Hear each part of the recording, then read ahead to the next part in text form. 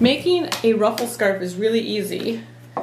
Make one just like in the picture here, using the Red Heart Boutique sachet and a spool loom.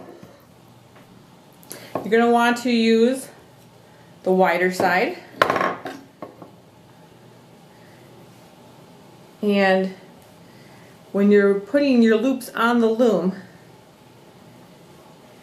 on this one you'll see that there's the running edge. You want that to be your edge. The key to doing it on this loom is to put it on the outside. So it's not like when you're making a hat on a loom and you put the yarn so it goes to the inside. You're going to be putting them on and you're going to skip every other one. So you put it on here and then you're going to skip that hole, go to the next hole. Skip that hole, go to the next hole, and you'll keep doing that for the whole thing. After a while it gets pretty easy just to like pick it up and do. By skipping every other one, it'll create that ruffle, otherwise it could be too tight on there.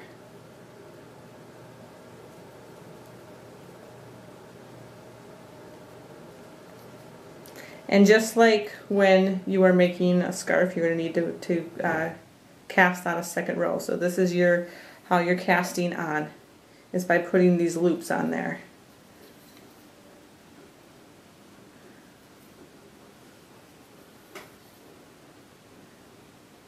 One of the other ruffle yarns of the sachet, the loops were a little thinner on there.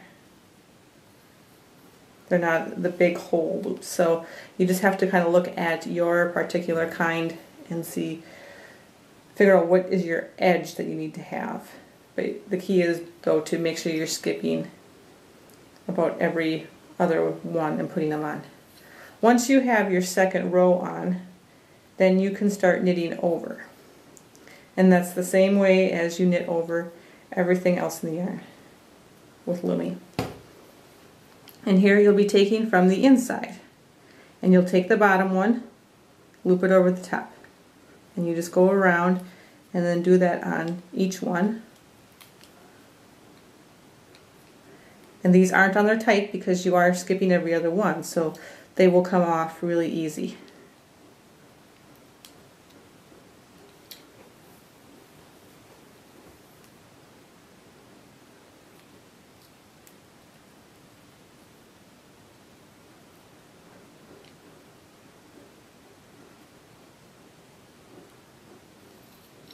Sometimes you might need to hold it down so that you can see where it is.